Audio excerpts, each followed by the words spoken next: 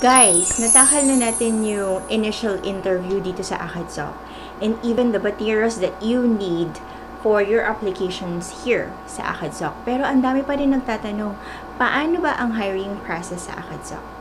If you want to know how, then keep watching! Okay, welcome back to Chris channel. Once again, this is Chris and thank you for visiting this channel again. So for today's vlog, it's Monday. So start 1 week na naman tayong kakayod, mga babes. So start na tayo. For today's vlog, marami pa rin nagtatanong kung ano ba yung hiring process dito sa Akadsoc or yung application process dito sa Akadsoc. Okay? So sasabihin natin ngayon yan. Paano ba tayo magsisimulang makapasok dito sa Akadsoc? First, number 1 is punta kayo sa website, okay, ng Akadsoc. Nandiyan yung website, lalagay ko po dyan yung link sa baba. And then, once nandun na kayo, of course, you're going to fill up something there, yung information nyo para maka-go through kayo sa application nyo. And then, after that, you're going to receive a call or a text message from Akadsoc. Confirming about your application. Hindi pa ito yung interview, guys. Okay? I-confirm lang nila kung ikaw yung nag-apply. So, they're going to ask you your name and then about your application in Akadsoc. And also, if you have the tools and equipment like your computer desktop, laptop, working headset, camera, and a stable internet. Okay? Once all your answers yes, okay na kayo. Okay, they're going to invite you for an initial interview, okay, via Skype. And then, you're going to they're going to give you a schedule, day, and a time for that. But, kung hindi kayo okay doon, pwede nyo namang sabihin sa kanila, once they call you or once you receive a text message, na pwede bang i-adjust na mga after 2 days, and then, pwede rin bang i-adjust yung time, yon, okay lang yon, okay? So, once na-set na yung inyong date and time for your initial interview via Skype, so, nandun ka na sa initial interview mo, i-prepare mo na yung mga kailangan mo, yung mga tools and equipment mo, computer desktop, laptop, stable internet, working headset, and a camera, okay? Yung malinaw na camera. Yon, and a clean environment, of course, yung hindi siya maingay. Yon. So once after you pass the initial interview, you only have to wait for 10 minutes or 5 to 10 minutes, and then once you pass, they're going to say congratulations, you passed there. And then invite na nila kayo, sasabihin na nila sa inyo yung about your training, okay? Para sa training na kayo, yun yung ating next step. So they're going to send you all the tools that you need for your training, like QQ Messenger. This is a Chinese messenger, gagamitin niyo yan. So may mga steps naman na isi-send sa inyo yung nag-interview sa inyo dun sa Skype, okay, after your initial interview. And of course, they're going to give you the password of that QQ Messenger and your tutor's homepage. Dun nyo makikita sa tutor's homepage nyo yung ila-lesson nyo para sa demo, okay, for your demo class, or dun papasok lahat ng schedules nyo, lahat ng names ng estudyante nyo, information about your students once you started teaching here in Akadsoc, okay? So yon, bibigay sa inyo yung password and then the links, yon, and then your username, of course, and then your class in password and username, ito yung virtual classroom, gagamitin nyo to once na nag-teach na kayo dito sa Akadsoc. Alright? So, yon, ibibigay nila sa inyo lahat ng details about dun sa mga tools na gagamitin nyo. And then, once it's done, ibibigay na nila sa inyo yung inyong schedule para sa training. Okay, kung kailan ang training nyo. And then, ganun pa rin. Kung hindi okay sa inyo yung schedule na training na binigay sa inyo, pwede nyo pa rin i-adjust yun. Okay, huwag lang masyadong matagal.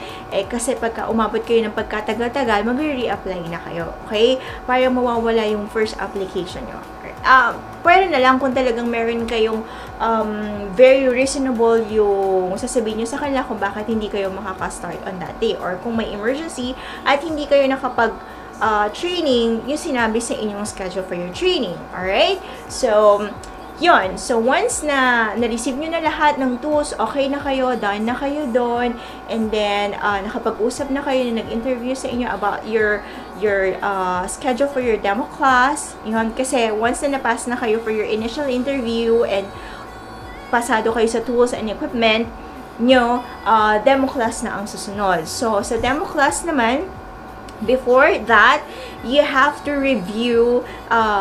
ACADSOC will provide all the materials that you need, especially yung lesson na itatakal nyo dun sa demo class. Okay? Sa demo class, huwag kayo masyadong matakot kasi yon, kailangan relax kayo doon. Kasi paano kayo makakapag-demo ng mabuti kung hindi kayo relax, kung tense na tense kayo, diba? So you have to be confident, and you have to believe in yourself, and you just have to believe in yourself, your skills, okay? Yung kakayahan nyo sa pagtuturo kung bakit kayo pumasok dito, diba? Ibig sabihin kaya nyo, diba? So huwag kayo magpadala sa nervyos or sa kung ano-ano pang negative, blah blah blah na naiisip nyo, itapon nyo yan, alright? Positive vibes lang lahat. And during your demo class, so yon, nag-demo na kayo, it's either bibigyan kayo ng student nung non, or sometimes, kasi ako, na-experience ko, one of the supervisors in ACADSOC, yun yung hinandle ko for the demo class. So, after the demo class, just give 5 to 10 minutes, and then yung nagsabi sa inyo, yung pinaka magmamanage sa inyo, sasabihin sa inyo na once you pass or failed.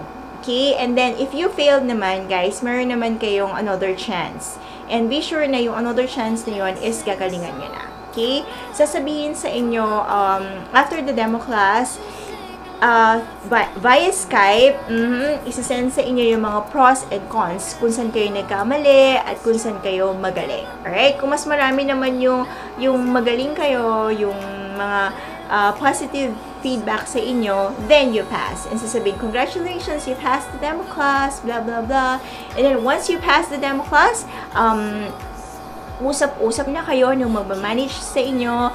Yung magmamanage, yun yung mga magsusupervise sa inyo, or tinatawag nating TL.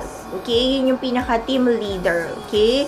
Doon, yun yung mag-handle sa inyo, yun yung magpa-plot ng schedule nyo, yun yung magbibigay ng students nyo, yun yung kakausapin nyo kapag may problema kayo sa schedule, sa student, or sa mga lesson plans, yun. So, once you pass, sasabihin na sa inyo yung ganito, yung ibang information, ibibigay na, isisend na sa inyo sa Skype. Okay? And then, ipa-plot na yung schedule nyo kung kailan kayo pwedeng mag-start. Ibig sabihin, hired na kayo, diba? So, isisend nyo na yung mga kailangan nyo, like yung mga kailangan meron kayong PayPal account, yan, para sa inyong salary.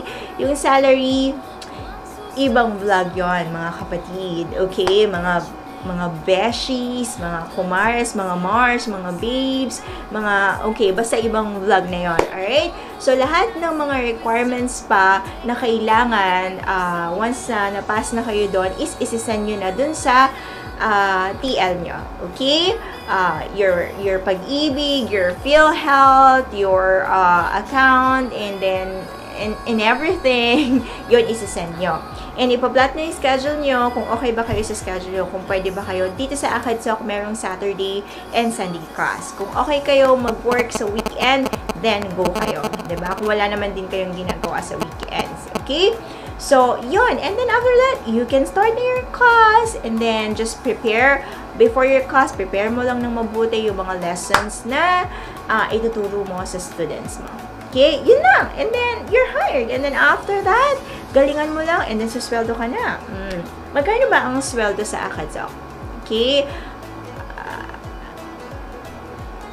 Next vlog. Alright? Okay guys, thank you for watching Chris channel once again, and kita-kits ulit tayo next time. For your comments and suggestions, dito lang kayo mag-comment. Okay? Sa baba ng ating channel. Alright? Babasahin ko lahat dyan. Okay? Thank you guys for watching Chris channel again, and kita-kits again tayo. Godspeed.